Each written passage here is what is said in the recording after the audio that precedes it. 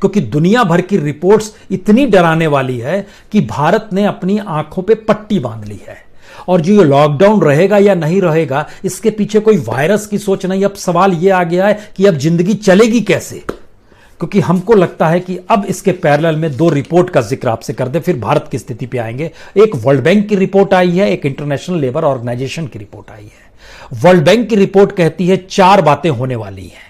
Labour supply में कमी आएगी। मैसेज भारत के लिए, गांव से अब लेबर शहर लौटने की स्थिति में पूरी तरीके से नहीं आएंगे, क्योंकि जिस हालत को उन्होंने देखा, जिया है, और अभी भी जो स्थिति में लगातार है कि आप सोशल डिस्टेंसिंग के साथ ही आपको रहना है, जिन परिस्थितियों में रहना है, उसमें वर्ल्ड वाइड कहा जा रहा है लेबर सप्लाई में कमी आएगी।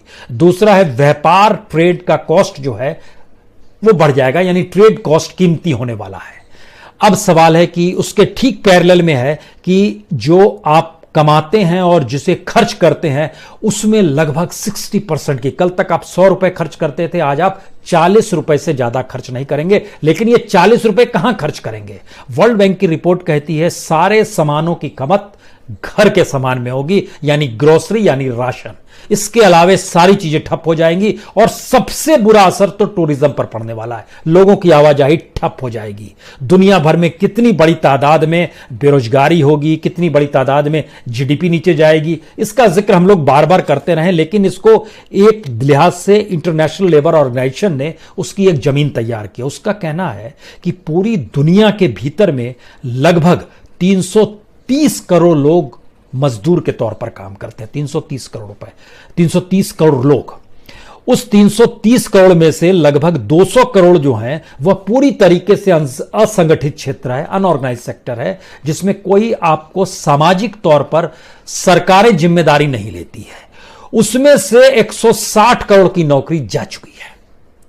भारत की तादाद असंगठित क्षेत्र में लगभग 92% है और भारत में असंगठित क्षेत्र की नौकरियां चली गई, तबाह हो गई है। वो सामान्य स्थिति में भी क्यों तबाह थी वायरस के आने से ठीक पहले, यह भी हम आपको बताएंगे। यानी यह नहीं है कि वायरस ने तबाह किया है, हमारे यहां सरकार चलाने की परिस्थितियां में इकोनॉमी कैसे ध्वस्त होती चली गई, इसका भी एनालिसिस सरकार के ही डाटा में छुपा हुआ है।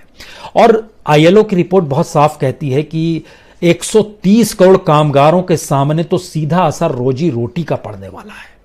रोजी रोटी से मतलब है एक भूखमरी की स्थिति आती है, जिसका जिक्र आईएमएफ भी कर रहा है, इंटरनेशनल मॉनेटरी फंड भी कर रहा है। आईएलओ को कहना है कि मैन्युफैक्चरिंग सेक्टर होगा, एकोमोडेशन एंड फूड सर्विस होगा, होलसेल और रिटेल ट्रेड होगा, रियल एस्टेट होगा, पूरी तरीके से तबाह होगा।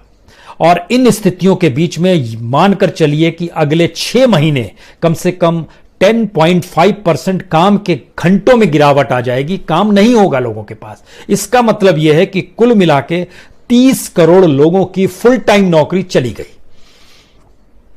ये काम के घंटे और इसको अगर आप जोड़ देते हैं उसमें, इसीलिए लगभग 43 करोड़ लोग जो इंटरप्राइजेस से जुड़े हुए हैं, जो कारोबार से जुड़े हुए हैं, जो स्वरोजगार से जुड़े हुए हैं, जो स्टार्टअप किए थे दुनिया भर में, देश भारत को मिला के, उन पे जबरदस्त खतरा है। ये दोनों रिपोर्ट बतलाती है।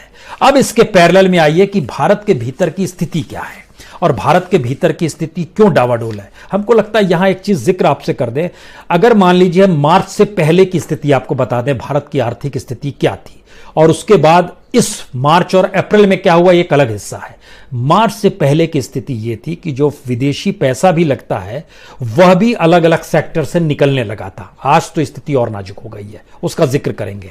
और जो शेयर मार्केट और म्यूचुअल फंड का जिक्र होता है वह भी माइनस में चला गया था। वो कौन कौन से सेक्टर थे जो माइनस में चले गए थे? Financial service, auto sector, consumer staples, information technology, energy, bank, ये माइनस में चले गए थे, चाहे वो एफपीआई हो, चाहे वो म्यूचुअल फंड हो।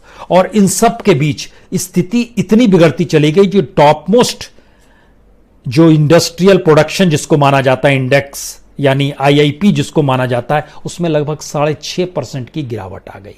40% तक ये नीचे चला गया इसका प्रोडक्शन। ओवरऑल कंट्री के भीतर में अगर आप देखना चाहेंगे तो इसमें हमको लगता है कि ऑटो सेक्टर का इतिहास को जरा सा टटोल इसलिए लेना चाहिए क्योंकि ऑटो सेक्टर भारत में लगभग 4 करोड़ लोगों को रोजगार देता है। इतिहास में ऐसा कभी नहीं हुआ कि किसी एक महीने में एक भी गाड़ी किसी भी कंपनी की नहीं बिकी। वो अप्रैल का महीना था, चाहे वो मारुति हो चाहे मर्सिडीज हो, कोई गाड़ी किसी की नहीं बिकी पूरे अप्रैल के महीने में।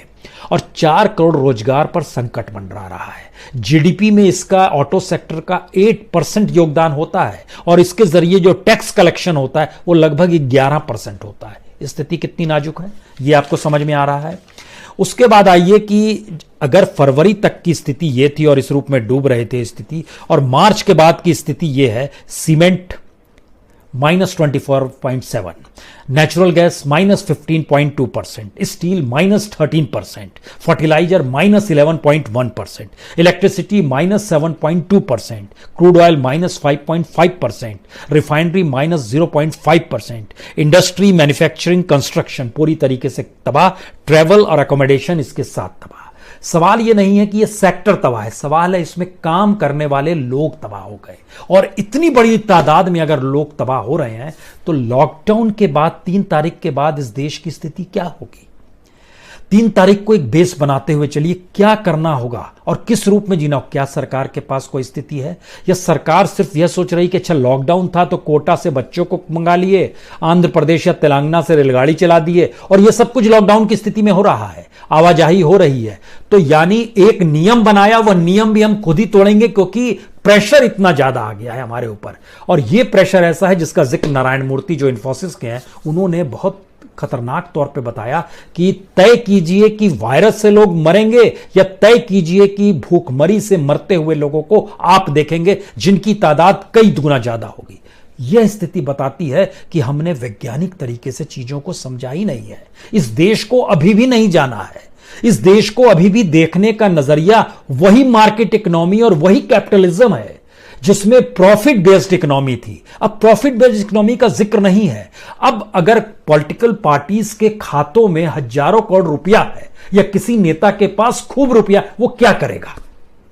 उसको यह सोचना होगा और इस देश की सत्ता को सोचना होगा। इस देश के पूरे सिस्टम को नए तरीके से आपको मथना होगा, बताना होगा कि हमारी अब प्राथमिकताएं क्या हैं, जो आप अभी भी बताने से चूक रहे हैं। अभी भी आप चीजों को बांट रहे हैं, डाइवर्ट कर रहे हैं। इसीलिए इंडिया इंक यानी जो टॉप मोस्ट कॉर्पोरेट होते हैं उनकी जरूरत लाखों करोड़ की है। स्टेट गवर्नमेंट, गहलोत साहब कहते हैं 1 लाख करोड़ दीजिए, बघेल साहब कह रहे हैं 30,000 करोड़ दीजिए, पंजाब के मुख्यमंत्री अलग मांग रहे हैं, छोटे छोटे राज्य अलग तरीके से मदद मांग रहे हैं। अभी भी चीजें हम लोग देख नहीं पा रहे हैं कि पहली बार लॉकडाउन ने उस बॉर्डर्स को खत्म कर दिया और अभी भी हम चीजों को बॉर्डर्स में ही बांट कर देखना चाहते हैं।